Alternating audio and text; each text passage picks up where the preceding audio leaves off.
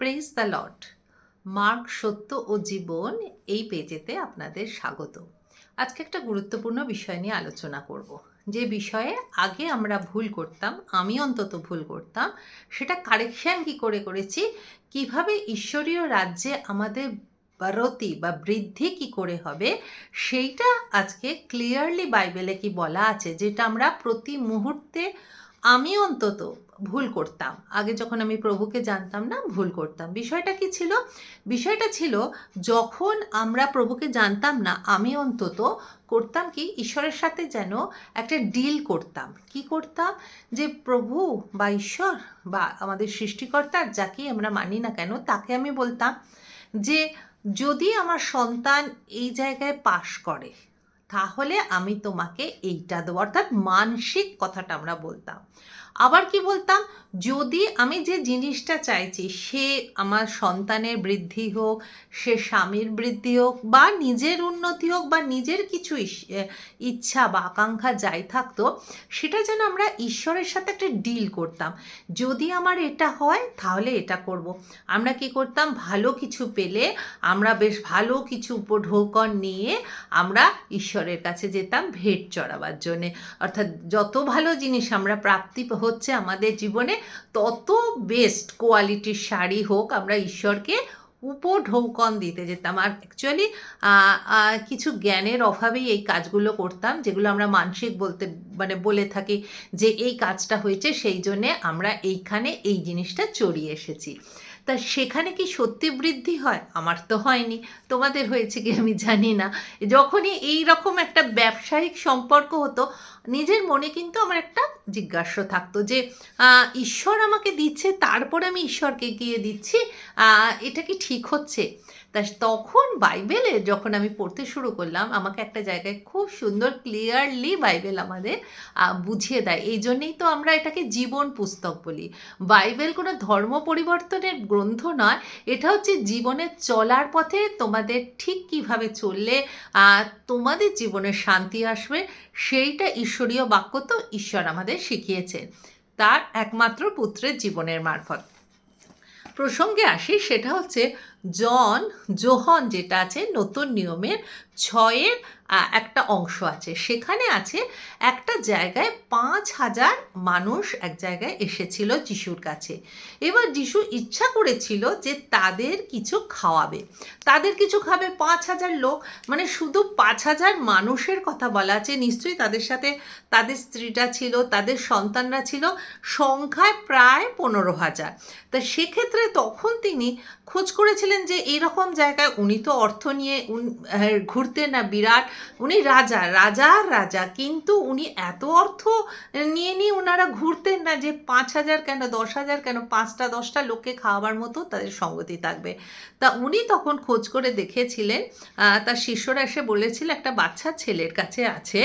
কি বলছে দেখো, এখানে একটা বালক আছে। তার শিষ্যরা এসে বলল, 9 থেকে পড়ছি, এখানে একটা বালক আছে, তার কাছে যবের 5টা রুটি ও 2টো মাছ আছে, কিন্তু এত লোকের মধ্যে তাহাতে কি হবে? তাহলে 5,000 লোক আছে কি 2খানা রুটি আর 5টা মাছ। তখন যিশু কী করলেন? 11তে আছে, তখন যিশু বললেন ঠিক আছে, সেগুলোই তোমরা নিয়ে এসো, এবং যারা 5,000 লোক আছে তাদেরকে তোমরা বসিয়ে দাও ঘাসের উপরে। তারা ঘাসের উপরে বসে গেল। তখন যিশু সেই রুটি কয়খানি নিলেন ও ধন্যবাদ করলেন, এবং যাহারা বসেছিল তাহাদিগকে ভাগ করে দিলেন। সেই রূপে মাছ কয়টি হতেও তাহারা যত ইচ্ছা করিল দিলেন। আর তাহারা তৃপ্ত হলে তিনি আপন শিষ্যদের বললেন, দেখো 5টা রুটি এবং 2টো মাছ, এই নিয়ে তিনি 5,000 লোককে খাওয়ালেন, এবং অবশিষ্টগুলো তার শিষ্যদের বললেন। এত কিছু খাওয়াবার পরও শিষ্যদের কি বললেন? বললেন যে যা গুঁড়োগাড়া আছে সবগুলো তোমরা তুলে নাও, যেন কিছু নষ্ট না হয়। আর ওই 5খানা যবের রুটির গুঁড়োগাড়ায় সেই লোকদের ভোজনের পর যেটা বেঁচেছিল, সেটা কত জানো? এখানে বলছে সেটা হচ্ছে 12 ডালা পূর্ণ হলো।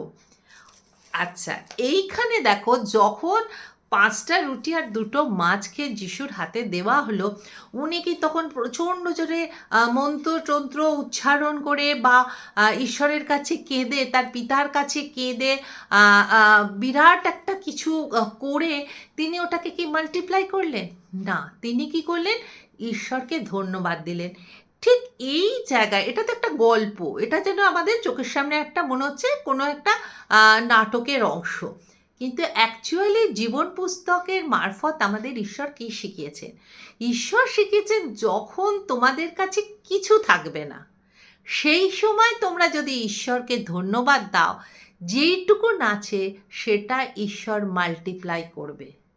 এখানে 5,000 লোক নয়, প্রায় ধরো 10-15,000 লোক, তাদের জন্য আছে 5টা রুটি এবং 2টো মাছ। তা এইটাকে মাল্টিপ্লাই করলেন কিভাবে? শুধুমাত্র প্রার্থনার মারফত। এবং তিনি প্রার্থনা করে, তাও যে 1 ঘন্টা 2 ঘন্টা ধরে প্রার্থনা করছেন, বাড়াও বাড়াও বাড়াও, বা কোনো হিং চিং ফট কোনো মন্ত্র বলে সেটাকে বাড়াচ্ছেন, এটা কিন্তু নয়। তিনি নিলেন সেই খাদ্যটা এবং তার পিতাকে তিনি ধন্যবাদ দিলেন, যে ধন্যবাদ যেই তিনি দিলেন, এই ধন্যবাদ দেওয়ার ফলে তার কাছে যেটা ছিল সেটা মাল্টিপ্লাই হয়ে গেল।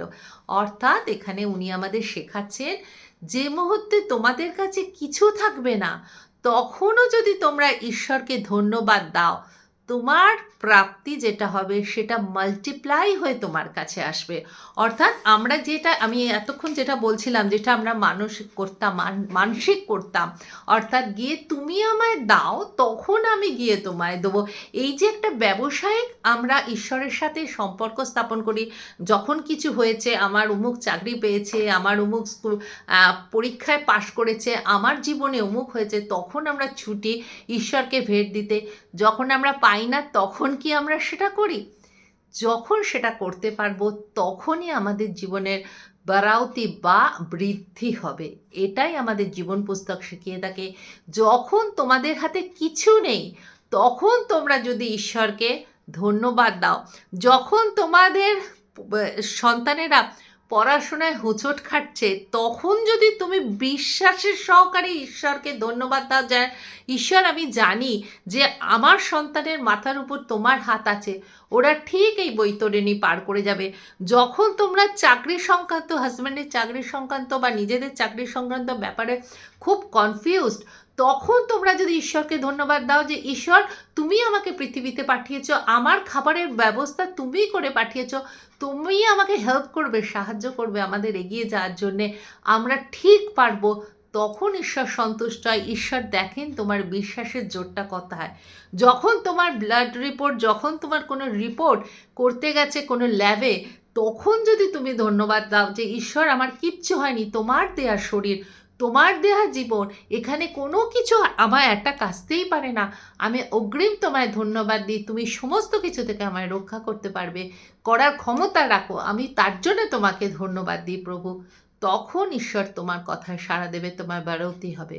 সুতরাং যখন আমাদের কাছে কোনো কিছু থাকবে না, তখন থেকে যদি আমরা ঈশ্বরকে ধন্যবাদ দিই, পাওয়ার পরে শুধু ব্যবসায়িক রীতিনীতিগুলোকে যদি আমরা ত্যাগ করি, আমরা তো এতদিন করে এসেছি, তাহলে আমাদের জীবনে বাড়াউতি আসবে বা বৃদ্ধি আসবে। ভেবে দেখার মতো না? কি সুন্দর আমাদের বাইবেল শেখায়। আমেন।